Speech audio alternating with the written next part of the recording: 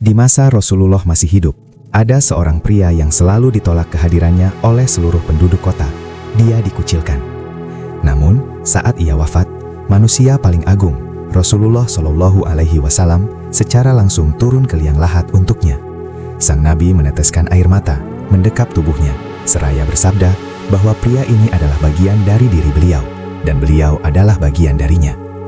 Siapakah pria tersebut, dan kenapa masyarakat Madinah begitu tega mengucilkannya? Sahabat inspiratif yang dirahmati Allah, sebelum kita melanjutkan kisah ini, izinkan kami kembali menyampaikan bahwa sebagian hasil AdSense channel ini akan kita sumbangkan untuk membantu saudara kita yang kurang beruntung. Oleh karena itu, tetaplah dukung kami dengan like, subscribe, dan sharekan. Mudah-mudahan kita semua bisa mendapatkan berkah daripadanya. Amin. Julaibib adalah sebuah nama seorang pria yang diasingkan oleh penduduk bumi Madinah. Namun, nama tersebut begitu harum dan terkenal di antara penduduk langit. Sebuah kisah nyata yang menggetarkan hati dan mendobrak seluruh standar kemuliaan dunia yang semu. Di masa itu, sebagaimana banyak peradaban lain di dunia, nilai seorang manusia seringkali hanya diukur dari nasab keturunan yang mulia, kekayaan yang melimpah ruah, dan rupa wajah yang menawan. Masyarakat Jazirah Arab sangat membanggakan garis keturunan dan kemapanan materi. Di tengah standar sosial yang begitu tinggi dan kejam inilah, Julaibib harus bertahan hidup. Namanya sendiri bahkan bukan nama yang indah dalam tradisi mereka. Julaibib memiliki arti sesuatu yang kecil dan kerdil, sebuah cerminan langsung dari bagaimana masyarakat sekitar memandang fisik dan status sosialnya yang berada di dasar paling bawah. Karena kondisinya tersebut, Julaibib seringkali menjadi korban pengabaian. Tidak ada satupun orang pun yang bersedia duduk makan sepiring bersamanya, apalagi menawarkan ikatan persahabatan sejati. Kekesepian yang menyayat hati adalah teman akrabnya siang dan malam. Ia berjalan dari satu lorong ke lorong lain di Madinah, tanpa ada seorang pun yang menyapa atau sekadar mempedulikan keberadaannya. Setiap kali ia mencoba mendekati sebuah majelis, orang-orang akan dengan sengaja menjaga jarak darinya. Tidak ada keluarga yang sudi membukakan pintu rumah untuknya, apalagi mempertimbangkan dirinya sebagai calon menantu idaman. Bagi dunia, Julaibib seolah tidak pernah ada. Namun, pandangan penduduk langit sangat bertolak belakang dengan pandangan penduduk bumi. Ketika masyarakat luas menyingkirkannya, Rasulullah Shallallahu Alaihi Wasallam justru merangkulnya dengan penuh kehangatan dan penghormatan. Sang Nabi pembawa rahmat bagi semesta alam ini tidak pernah menilai seseorang dari rupa wajah atau tebalnya kantong harta, melainkan dari kebersihan hati dan kedalaman ketakwaan. Beliau selalu menyempatkan diri menyapa Julaibib, menanyakan kabarnya dengan senyuman yang paling tulus dan memberinya tempat yang mulia di majelis ilmu. Di bawah naungan kasih sayang utusan Tuhan ini, hati Julaibib yang sebelumnya penuh luka, perlahan sembuh dan mekar oleh cahaya keimanan. Seiring berjalannya waktu, Rasulullah menyadari bahwa Julaibib sudah mencapai usia yang tepat untuk membina rumah tangga. Dengan kelembutan budi yang luar biasa, Sang Nabi menawarkan bantuan secara langsung untuk mencarikannya seorang pendamping hidup sejati. Mendengar tawaran tersebut, Julaibib awalnya terkejut dan merasa sangat rendah diri. Ia menyadari sepenuhnya siapa dirinya di mata masyarakat luas. Seorang pria fakir, miskin, tidak berwajah tampan, dan tidak memiliki nasab yang patut dibanggakan. Ia bahkan mengungkapkan ketidakyakinannya, merasa mustahil ada keluarga di seluruh Madinah yang sudi menikahkan putri mereka dengan pria sepertinya. Namun, tekad sang Nabi tidak dapat digoyahkan. Untuk mewujudkan niat tersebut, Rasulullah melangkah dengan penuh wibawa menuju kediaman salah satu keluarga paling terpandang dan kaya raya dari kaum Ansor. Beliau menyampaikan niat suci untuk meminang putri kebanggaan dari keluarga tersebut. Mendengar bahwa lamaran itu datang langsung dari utusan Tuhan semesta alam, sang tuan rumah tentu saja menangis gembira dan merasa mendapatkan kehormatan tertinggi di dunia. Mereka mengira dengan penuh kebanggaan bahwa sang Nabi melamar putri mereka untuk diri beliau sendiri. Namun, rasa bangga itu segera berganti menjadi sebuah ujian keimanan yang amat sangat berat ketika nama calon mempelai pria disebutkan. Saat Rasulullah dengan tenang menyebutkan bahwa lamaran tersebut secara khusus diperuntukkan bagi Julaibib, sang ayah mendadak tertegun dan terdiam seribu bahasa. Keraguan yang teramat besar seketika menyelimuti hatinya yang rapuh.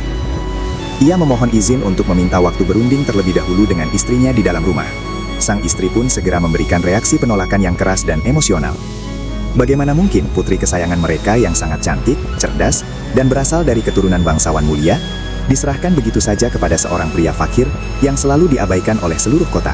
Di titik ini, standar kemuliaan duniawi kembali menguji keteguhan iman mereka. Akan tetapi, dari balik tirai kamarnya yang tertutup, sang putri yang luar biasa soleha mendengar dengan saksama seluruh percakapan tersebut. Dengan penuh keanggunan, keberanian, dan ketegasan iman tingkat tinggi, ia melangkah keluar dan memberikan teguran lembut kepada kedua orang tuanya.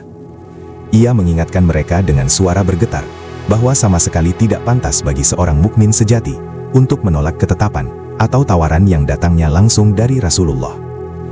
Dengan penuh keikhlasan, wanita mulia itu menyatakan kesediaannya menerima lamaran Julaibib. Ia sangat meyakini bahwa pernikahan yang didasari atas ketaatan mutlak kepada perintah Tuhan tidak akan pernah berakhir dengan penderitaan. Pernikahan yang paling bersejarah itu pun dilangsungkan dengan kesederhanaan yang luar biasa menawan.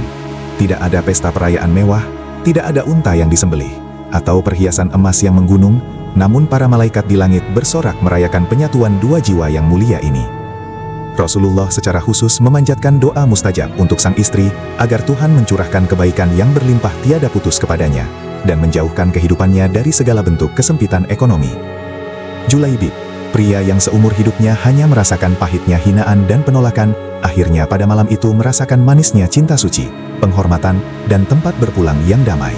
Namun, masa-masa bulan madu dan kebahagiaan rumah tangga yang baru seumur jagung itu ternyata harus segera melewati ujian pengorbanan yang sangat cepat. Tak lama setelah pernikahan mereka dilangsungkan, terdengar gemuruh seruan panggilan jihad untuk sebuah ekspedisi militer penting membela kehormatan agama. Julaibib, yang kini telah memiliki segalanya yang pernah ia impikan di dunia, tidak ragu meski hanya 1 detik pun. Cinta sejatinya kepada Tuhan dan Rasul-Nya terbukti jauh melebihi kenikmatan duniawi yang baru saja ia rasakan. Ia dengan ikhlas meninggalkan pelukan istri tercintanya, melangkah mantap menyambut panggilan mulia tersebut untuk membuktikan kejujuran imannya. Ketika sepasukan kaum muslimin tiba di medan pertempuran, Julaibib bertarung dengan semangat menyala yang sama sekali tidak bisa dipadamkan oleh apapun. Pria kecil yang dahulu selalu menjadi objek cemoohan di pasar-pasar Madinah, kini berubah wujud menjadi singa gurun pasir yang tak kenal rasa takut. Ia menerjang maju membelah barisan musuh dengan keberanian yang sangat mengerikan bagi lawan-lawannya. Satu demi satu musuh bersenjata lengkap berhasil ia tumbangkan ke atas pasir. Ia sama sekali tidak memedulikan berbagai luka pedang yang mengoyak tubuhnya, karena setiap ayunan senjatanya adalah pembuktian murni atas kesetiaannya yang tidak tertandingi. Pertempuran sengit itu pada akhirnya usai dengan kemenangan gemilang di pihak kaum muslimin. Setelah keadaan medan perang berangsur tenang, Rasulullah berkeliling memeriksa pasukannya dengan saksama. Beliau menanyakan kepada para sahabat terdekat, apakah mereka kehilangan seseorang dalam pertempuran tersebut. Orang-orang secara bergantian menyebutkan nama kerabat, saudara, dan teman satu suku mereka yang telah gugur. Namun sungguh ironis, tidak ada satu orang pun yang mengingat nama Julaibib.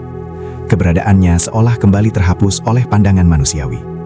Menyadari hal tersebut, sang Nabi dengan raut wajah sedih bercampur bangga, langsung menegaskan bahwa beliau kehilangan Julaibib dan memerintahkan pencarian darurat. Pencarian pun dilakukan secara menyeluruh dan teliti di seluruh penjuru medan pertempuran yang luas itu. Setelah beberapa waktu berlalu, mereka akhirnya menemukan tubuh mungil itu terbaring kaku di atas pasir, sudah tidak bernyawa lagi. Akan tetapi, hal yang membuat para sahabat benar-benar terpaku dalam ketakjuban adalah pemandangan epik di sekitarnya. Tepat di dekat jasad Julaibib yang penuh dengan puluhan luka kehormatan, berserakan 7 jasad prajurit musuh yang semuanya telah berhasil ia kalahkan sendirian sebelum ia sendiri akhirnya gugur sebagai syuhada. Pria yang diremehkan seumur hidupnya ini telah menorehkan sejarah kepahlawanan yang luar biasa dahsyat. Mendengar kabar penemuan itu, Rasulullah bergegas menghampiri jasad sang pahlawan. Beliau berdiri di dekatnya dengan mata yang basah berkaca-kaca. Tanpa memedulikan debu dan darah, sang Nabi merengkuh tubuh Julaibib dengan kedua tangan beliau yang paling mulia, seraya berkata dengan nada suara yang bergetar hebat, bahwa Julaibib adalah bagian dari diri beliau, dan beliau adalah bagian dari Julaibib.